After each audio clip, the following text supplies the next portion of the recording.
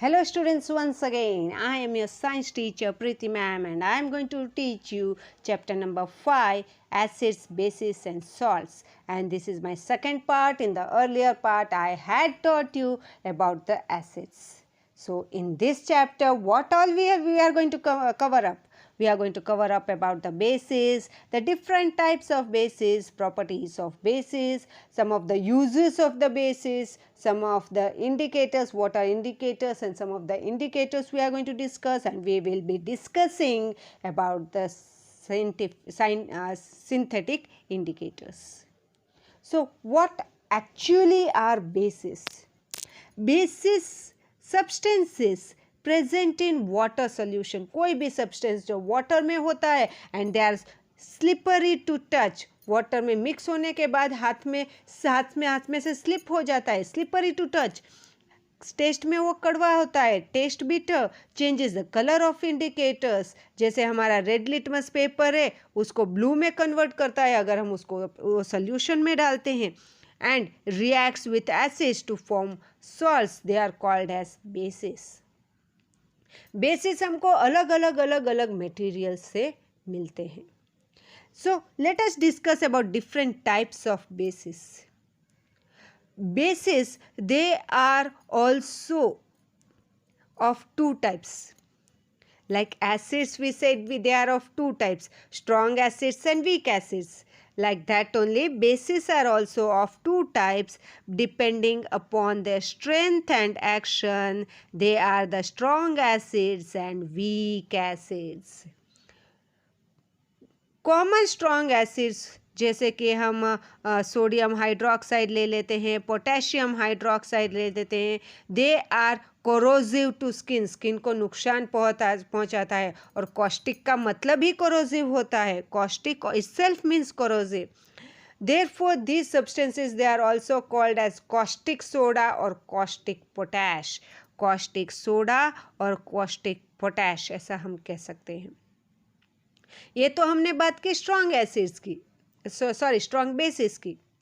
Strong weak bases भी ऐसे होते हैं, जैसे कैल्शियम हाइड्रोक्साइड है, मैग्नीशियम हाइड्रोक्साइड है, अमोनियम हाइड्रोक्साइड है, ये थोड़े वीक हमारे बेसिस है. Now here bases soluble in water they are called as alkalis. जो वो सारे बेसिस जो पानी में सॉल्युबल हो जाते हैं, पानी में मिक्स हो जाते हैं, उसको हम कहते हैं एज अल्कलीस. जैसे सोडियम हाइड्रोक्साइड है, पोटेशियम हाइड्रोक्साइड है, बेरियम हाइड्रोक्साइड है, ये सारे हमारे थोड़े अल्कलीस है. बेरियम हाइड्रोक्साइड हम कैसे लिखेंगे? BaOH twice. तो ये जो बेरियम हाइड्रोक्साइड है ये भी एक अल्कली हुआ, क्योंकि वो पानी के साथ मिक्स हो जाता है. जो भी पानी के साथ पूरा का पूरा सॉल्युबल हो जाता है, मिक्स हो जाता है, they are called as alkalis. वैसे थोड़े ऐसे बेसिस आते हैं which are either partially soluble और इनसॉल्युबल इन वाटर. तो ऐसे बेसिस को हम अल्कलीस नहीं कह सकते, ओनली हम उसको ही अल्कलीस कहेंगे जो पानी में पूरा सॉल्युबल होता है. पार्शियली या इनसॉल्युबल इन वाटर को हम अल्कलीस नहीं कहेंगे. जैसे कैल्शियम हाइड्रोक्साइड है, मैग्नीशियम हाइड्रोक्साइड है, अमोनियम हाइड्रोक्साइड है, वो सिर्फ बेसिस है, वो अल्कलीस नहीं है, because they are not soluble in water. Therefore it is said that all alkalis are bases. सारे alkalis base हो सकते हैं, but all bases they cannot be alkalis. Now let's study about some of the properties of the bases. All bases they have unique features. क्या उनके unique feature है?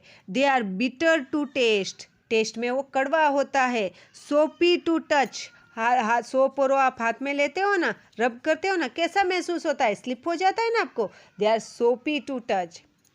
दे turn red litmus blue, और जो भी solution में डालते ही red litmus blue में कन्वर्ट हो जाता है, उसको हम बेस कहते हैं. Phenolphthalein solution pink. Phenolphthalein solution students हमारा जो होता है वो कलरलेस होता है, मगर हम बेस में अगर उसको डालेंगे तो वो पिंक कलर का हो जाएगा. And it be with methyl orange solution it becomes yellow, methyl orange solution अगर बेस में डालेंगे तो मिथाइल ऑरेंज सोल्यूशन हमारा येलो कलर का हो जाएगा। बेसिस जैसे हमने आगे पढ़ा, they are corrosive to skin, skin को नुकसान पहुंचाते हैं। They are the good conductors of electricity, electricity बहुत अच्छे से वो कंडक्ट करते हैं। They react with acids to form salt and water, कोई भी एसिड के साथ रिएक्ट करेगा तो हमेशा सॉल्ट और वाटर प्रोड्यूस करता है। जैसे मैं आपको एक एग्जांपल दे दूं कि एसिड के साथ कैसे रिएक्ट करता है, तो पोटेशियम हाइड्रोक्साइड है, ये हमारा बेस है। हाइड्रोक्लोरिक एसिड है, हमारा एसिड है।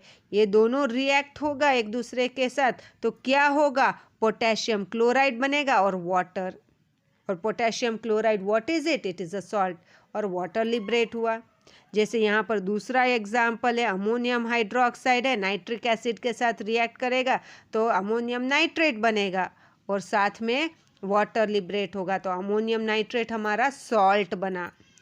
जो हमारा सोडियम हाइड्रोक्साइड है, अगर हाइड्रोक्लोरिक एसिड के साथ रिएक्ट करेगा तो सोडियम क्लोराइड बनेगा which is a salt and water is always liberated. मतलब कोई भी बेस एसिड के साथ रिएक्ट करता है तो सॉल्ट तो बनता ही है, साथ में वाटर तो सब में बनता ही है। This is one of the most important property of the basis.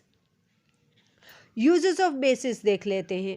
Bases they are commonly used in our daily life, right, from preparation of soaps to synthesising of many useful compounds. हम उसको use करते हैं soap बनाने के लिए, दूसरे बहुत सारे कॉम्पाउंड्स बनाने के लिए हम उसको यूज़ करते हैं। They find extensively use in industries, industries में बहुत बहुत बहुत जगह पर यूज़ होता है। And in household works also. तो चलो बात करते हैं वैसा ही एक हमारा बेस जो है हमारा सोडियम हाइड्रोक्साइड, जो एक बहुत ही स्ट्रॉन्ग बेस है। सोडियम हाइड्रोक्साइड का दूसरा नाम है caustic soda, which is an important base, बहुत ही इम्पॉर्टेंट बेस है इंडस्ट्री में और लेबोरेटरी में, उसके बिना चलता ही नहीं है। And industrially if it say then it is obtained from the electrolysis of the brine solution. Okay, तो ब्राइन सोल्यूशन से भी ये हमको सोडियम हाइड्रोक्साइड इंडस्ट्रीज में हम उसको प्रिपेयर कर सकते हैं। कहाँ कहाँ पर ये यूज़ होता है, it is use in the manufacture of soaps and detergent. Soap और डिटर्जेंट बनाने के लिए हम उसको यूज़ करते हैं, पेपर, रेयन, टेक्सटाइल और मेडिसिन्स बनाने के लिए, और it is a lab reagent. Uses दूसरा हमारा base ammonium hydroxide. Ammonium hydroxide एक बहुत ही अच्छा बेस है और ये अलग अलग इंडस्ट्रीज में और लैबोरेटरीज में यूज़ होता है। It is used as ink और स्टेन रिमूवर। कपड़े में कहीं पर भी इंक लग गया है, कोई भी स्टेन हो गया है, दाग हो गया है, तो उसको रिमूव करने के लिए हम यूज़ कर सकते हैं to clean general household articles. Ammonium hydroxide it is also used in the manufacture of fertilisers, जैसे अमोनियम नाइट्रेट। अमोनियम हाइड्रोक्साइड हम यूज़ कर सकते हैं in the manufacturing of nylons, plastics and dyes. Nylons, plastic और डाइस। और ammonium hydroxide NH4OH एक commonly used base है which does not have a metal atom in its molecule। कोई भी मेटल एटम इसमें होता नहीं है। Instead of metal it has ammonium ion. जो हमारा NH4 है ना, वो अमोनियम आयन है, पॉजिटिवली चार्ज्ड आयन है। और एक यूज़ देख लेते हैं, किसका यूज़ देख रहे हैं हम आज हम देख रहे हैं कैल्शियम हाइड्रोक्साइड का यूज़। कैल्शियम हाइड्रोक्साइड को दूसरा नाम है हमारा स्लेक्ड लाइम। स्लेक्ड लाइम होता है तो ये कहाँ कहाँ पर यूज़ होता है, it is used in white washing of houses. घर के वाइट वॉश के लिए, उसको कलर करने के लिए, उसको चूना लगाने के लिए हम यूज़ कर सकते हैं calcium hydroxide. It is a cheap quantity quality cement, बहुत ही सस्ता सीमेंट है ये। It is used in the preparation of bleaching powder, bleaching powder बनाने के लिए हम यूज़ कर सकते हैं। It is neutralising acidity of soil, soil अगर हम उसमें फर्टिलाइजर्स ज़्यादा डाल देते हैं तो क्या होता है, सॉइल की एसिडिटी बढ़ जाती है। तो वो एसिडिटी कम करने के लिए हम कैल्शियम हाइड्रोक्साइड डालते हैं। And do you know students, waste from many factories they contain acids. Factories के बहुत सारे वेस्ट होते हैं, उसमें एसिड्स होता है। अगर ऐसे ही सारे वेस्ट जो है हम पानी में ऐसे ही डालते रहेंगे तो हमारे प्लांट्स, एक्वाटिक प्लांट्स और एक्वाटिक एनिमल्स को बहुत बहुत बहुत ही नुकसान करता है। देयरफॉर दीज फैक्ट्री वेस्टेज, जो ये फैक्ट्री वेस्टेज है ना, उसको हम ट्रीट करते हैं कैल्शियम हाइड्रोक्साइड को, ताकि वो न्यूट्रलाइज हो जाए, वो उसकी एसिडिटी कम हो जाए या पूरी ही एसिडिटी बंद हो जाए before the waste water is disposed of into water bodies, ताकि प्लांट्स और एनिमल्स को नुकसान ना हो। इसीलिए you know students, soil becomes acidic. क्यों? क्योंकि हम उसमें ज़्यादा केमिकल फर्टिलाइजर्स डालते हैं, जैसे मैंने आपको अभी अभी बोला।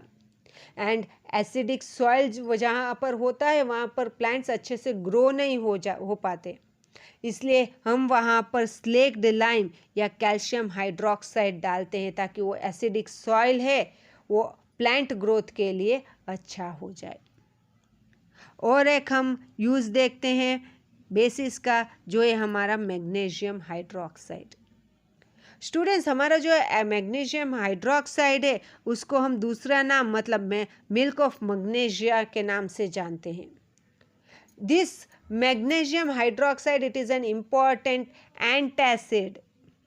It is an important antacid used to neutralize acidity, due to which excessive secretion of hydrochloric acid in the stomach during digestion process. Students, आपको शायद पता ही होगा कि हमारे स्टमक में जब डाइजेशन होता है तो स्टमक में हमारी डाइल्यूट हाइड्रोक्लोरिक एसिड प्रोड्यूस होती है। ये हाइड्रोक्लोरिक एसिड हमारे स्टमक में अगर ज़्यादा प्रोड्यूस हो गई तो हमारे स्टमक को एसिडिटी का प्रॉब्लम हो सकता है। तो ऐसे एसिडिटी जब हो जाती है तब उसको न्यूट्रलाइज करने के लिए हम मैग्नीशियम हाइड्रोक्साइड से बनी टैबलेट्स हम लेते हैं। Now let's study about some of the indicators. Indicators का मतलब क्या है वो पहले जान लेते हैं, और फिर हम स्टार्ट करते हैं अलग अलग इंडिकेटर्स कौन कौन से हैं वो जानते हैं। तो इंडिकेटर्स क्या है? Indicators they are used to test whether substance is an acid और अ बेस। इंडिकेटर किसे कहते हैं? वो सब्सटेंस को जिससे हमको पता चलता है कि कोई भी थिंग है वो एसिड है या बेस है। Since they indicate the nature of the substance, हमको नेचर बताता है, इसलिए हम उसको कहते हैं as indicators.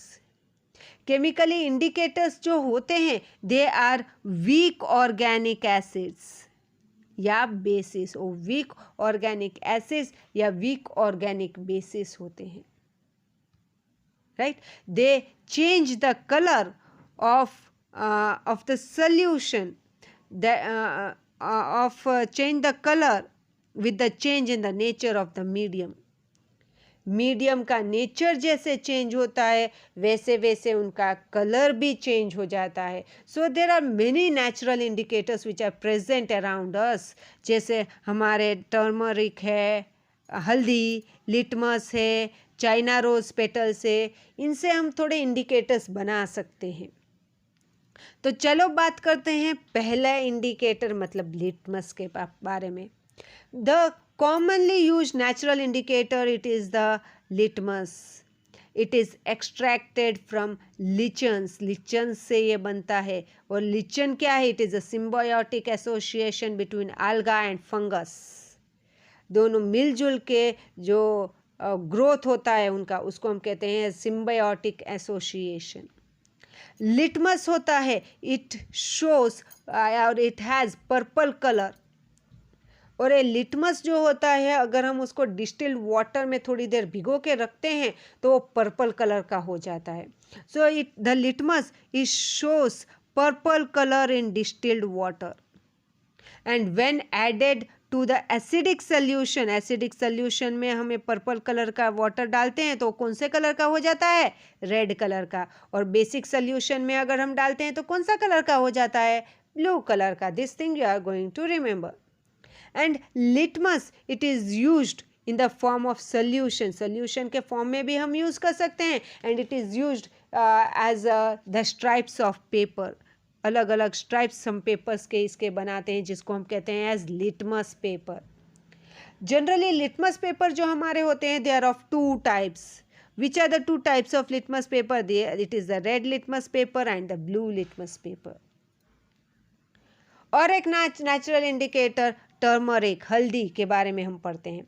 This turmeric powder is in water. If you add the water to it, या पानी में अगर हम टर्मरिक पाउडर डालते हैं, it is common natural indicator. It changes the colour from orange to red. कब? In basic solution. इसीलिए तो हम ऐसा कह सकते हैं कि जो हमारा टर्मरिक है, टर्मरिक उसका स्टेन अगर वाइट कपड़े में लग गया, उसका दाग, टर्मरिक हल्दी का दाग वाइट कपड़े में लग जाता है, और जब हम उसको सोप से धोते हैं तो कौन से कलर का हो जाता है? वो रेड कलर का हो जाता है. क्यों? क्योंकि जो हमारा टर्मरिक है, जो हमारा सोप है वो कौन सा हुआ? सोप है वो हमारा बेसिक सोल्यूशन है, इसीलिए वो रेड कलर का हो गया. और एक हमारा natural indicator China rose indicator. China rose के पेटल्स जो होते हैं, when they are soaked in warm water, गर्म पानी में जब हम उसको भिगोते हैं थोड़े टाइम के लिए, तो वो वाटर है ना, वो कलर हो जाता है, उसका कलर्ड हो जाता है. और एक कलर्ड वाटर होता है, it may be used as an indicator. कैसे हमको पता चलता है? तो this indicator it turns acidic solution dark pink और मजेंटा इन कलर. जो हमारा एसिडिक सोल्यूशन होता है, एसिडिक सोल्यूशन में अगर हम इसको डालते हैं तो डार्क पिंक कलर का हो जाता है. और चाइना रोज का सोल्यूशन अगर हम बेसिक सोल्यूशन में डालते हैं तो ग्रीन कलर का हो जाता है ना. काफ़ी इंटरेस्टिंग. और अगर हमको इसको प्रिपेयर करना है तो हम इसको प्रिपेयर कर सकते हैं. और एक हमारा नेचुरल इंडिकेटर भी है जिसको हम कहते हैं एज रेड कैबेज जूस. अब ये रेड कैबेज जूस हमको बनाना है तो हम घर पर बना सकते हैं. कैसे बनाएंगे हम उसको? तो रेड कैबेज का जूस होता है, वो हम जो रेड कैबेज होता है उसके टुकड़े करके अगर हम पानी में उसको डाल के उसको बॉयल करेंगे तो ये हमारा एक इंडिकेटर की तरह काम हो जाता है.